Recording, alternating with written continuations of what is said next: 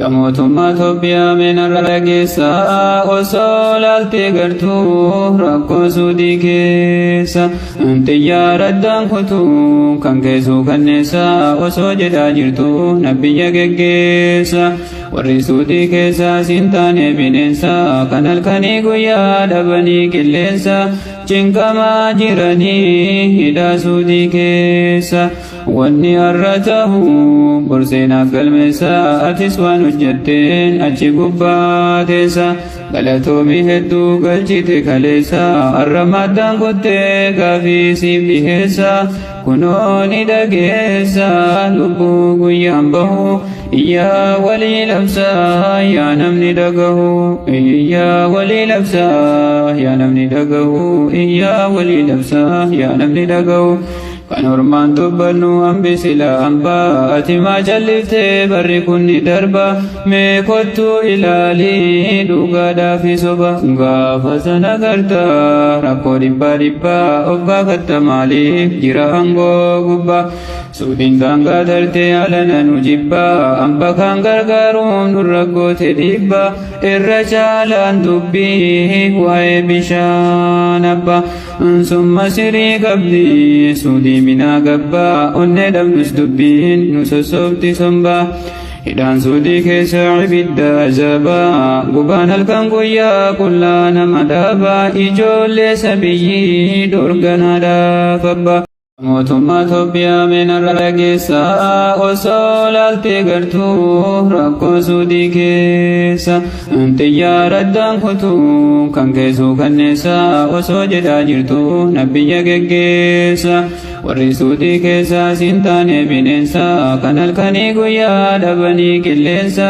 cinqamaa jiranii hidhaa suudii keessa wanni har'a ta'u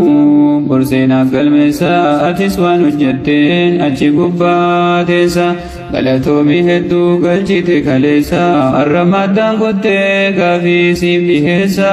kunoo ni dhageessa lubbuu guyyaan bahu iyyaa walii labsaa yaa namni dhagahu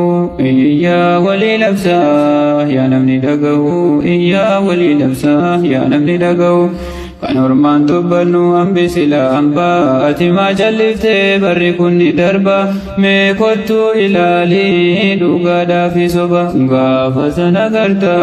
rakkoo dhibbaa of gaafatta maaliif jira aangoo gubbaa suudiin daangaa dartee alana nu jibbaa hamba kan gargaaruun nurra goote dhiibbaa irra caalaan dubbii waa'ee bishaan abbaa summa sirii qabdi suudii minaa gabbaa onnee dhabnus dubbiin nu sossobti sombaa hidhaan suudii keessa ibidda ajabaa gubaan halkan guyyaa qullaa nama dhaabaa ijoollee sabiyyii dorganaadhaaf abbaa mootummaa Itoophiyaa meenarra geessa osoo laaltee gartuu rakkoo suudii keessa xiyyaaraddaan kutuu kan keessuu kanneessa osoo jedhaa jirtu nabbiyya geggeessa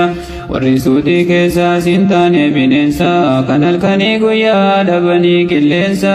cinqamaa jiranii hidhaa suudii keessa wanni har'a ta'u borseenaaf galmeessa atis waan hojjetteen achi gubbaa teessa galatoomii hedduu galchite kaleessa har'a maddaan kuttee gaafii siif dhiheessa kunoo ni dhageessa lubbuu guyyaan bahu iyyaa walii labsaa yaa namni dhagahu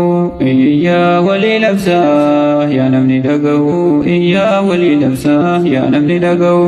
kan ormaan dubbannu hambisila hambaa ati maa jalliftee barri kun ni darba mee kottuu ilaalii dhugaadhaaf soba gaafa sana garta rakkoo dhibbaa of gaafatta maaliif jira aangoo gubbaa suudiin daangaa dartee alana nu jibbaa hamba kan gargaaruun nurra goote dhiibbaa irra caalaan dubbii waa'ee bishaan abbaa summa sirii qabdi suudii minaa gabbaa onnee dhabnus dubbiin nu sossobti sombaa hidhaan suudii keessa ibidda ajabaa gubaan halkan guyyaa qullaa nama dhaabaa ijoollee sabiyyii dorganaadhaaf abbaa